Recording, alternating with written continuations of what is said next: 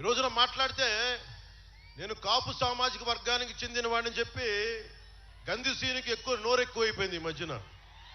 ఇందాకే చెప్పాను గంధిసీను, నేను నీలాంటి రౌడీల్ని చిన్నప్పటి నుంచి చూశాను. నేను గుర్తుపెట్టుకో,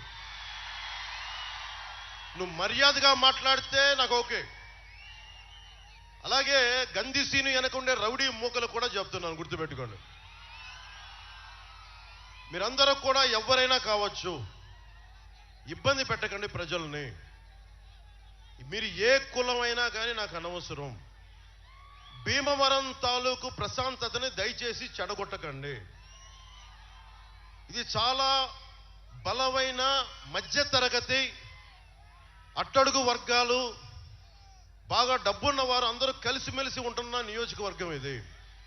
అలాంటి నియోజకవర్గంలో గూండాగర్దీతోటి మీరు ఏదన్నా రాజ్యం మీకు చేస్తానంటే రోడ్డు మీదకి వచ్చి చొక్కా పట్టుకొని వెనక్కి మడిచి కొట్లాడటానికి నేను సిద్ధంగా ఉన్నాను. అంజిబాబు గారికి అండగా రేపు పొద్దున ఏదైనా చిన్న సమస్య వస్తే నేను చొక్కా మడిచి నేను వస్తాను రోడ్ల మీదకి. ఆ ధైర్యం మీకు ఇస్తున్నాను, ఆ మాట మీకు ఇస్తున్నాను. అలాగే గంధిసీను అభిమానులు కూడా చెప్తున్నాను. నా అభిమానులు చాలా మంది గంధిసీను చుట్టూ ఉన్నారు, వారికే చెప్తున్నా. మీరు సినిమాల్లో పవన్ కళ్యాణ్ హీరోగా చూస్తుండొచ్చు, నిజ జీవితంలో పవన్ కళ్యాణ్ వేరు. నిజ జీవితంలో పవన్ కళ్యాణ్ దేశం కోసం, సమాజం కోసం చచ్చిపోయే వ్యక్తి.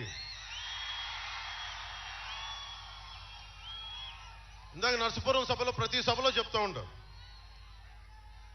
నేను గత పాలిటిక్స్లోకి రావాలి అని నిర్ణయించుకున్న రోజు నుంచి ఈ రోజు దాకా, నేను చనిపోయేదాకా రోజుకి 24 గంటలు బతికితే సంతోషం అనుకుంటాను. ఎందుకు చెప్తున్నా, మీలాంటి భవిష్యత్తు, మీ బిడ్డల భవిష్యత్తుకు బాగుండాలంటే తెగించేవాడు ఒకడు కావాలి.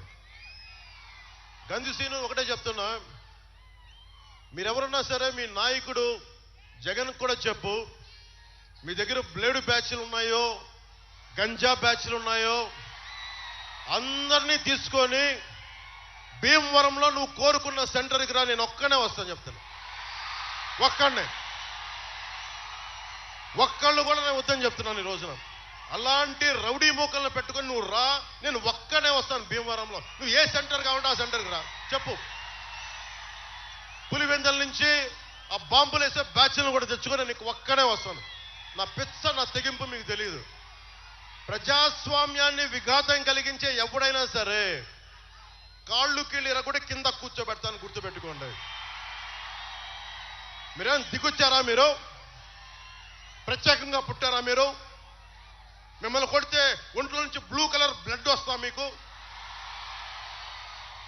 ఒళ్ళు దగ్గర పెట్టుకొని మాట్లాడాను.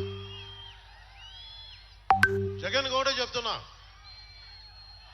అమ్మా ఇంతమంది ఆడపిల్లలు ఉన్నారు ఇక్కడ, ఇంతమంది ఆడపిల్లలు ఉన్నారు కింద, టీవీల్లో వీక్షిస్తున్న మహిళలు ఉన్నారు. ఒక రాష్ట్ర ముఖ్యమంత్రి, 151 మంది ఎమ్మెల్యేలు ఉన్నారు, 30 మంది పార్లమెంట్ సభ్యులు ఉన్న వ్యక్తి మాట్లాడితే వ్యక్తిగత జీవితం గురించి మాట్లాడతాడు. ఏం జగన్, నోరు ఎలా ఉందే నీకు? మీ సతీమణి భారతి గారిని పెళ్ళాం అంటే నీకు నచ్చుద్దా? జగన్ పెళ్ళాం భారతి గారు అంటే నీకు కోపం రాదా? అంటే మా జీవితాలు, మా వ్యక్తిగత జీవితాలు నీ నోటికి ఏదొస్తే మాట్లాడతావా? నీకు బుద్ధి ఉందా? నీకు ఏమాత్రం ఇంగిత జ్ఞానం ఉందా? నువ్వు ఒక ముఖ్యమంత్రివేనా? అరే, ఎవరి జీవితాల్లో, వ్యక్తిగత జీవితాల్లో ఒడిదుడుకులు ఉన్నావు? అందరి సంసారాలు సవ్యంగా సాగుతున్నాయా? ప్రతి కుటుంబంలో విభేదాలు లేవా? భార్యాభర్తల మధ్య అందరూ సమగ్రంగా సాన్నిహిత్యంగా ఉండలేని పరిస్థితుల్లో విడిపోతారు. అరే, నా జీవితంలోంచి వెళ్ళిపోయిన ఆడబిడ్డల్ని కూర్చోబెట్టి నువ్వు మాట్లాడితే ముగ్గురు పెళ్ళాలంటే మూర్ఖుడా, నీ మూర్ఖుడా, దిగజారిపోయిన మూర్ఖుడా. ఏం ఒళ్ళు ఎలా ఉంది నీకు? భయపడతావా?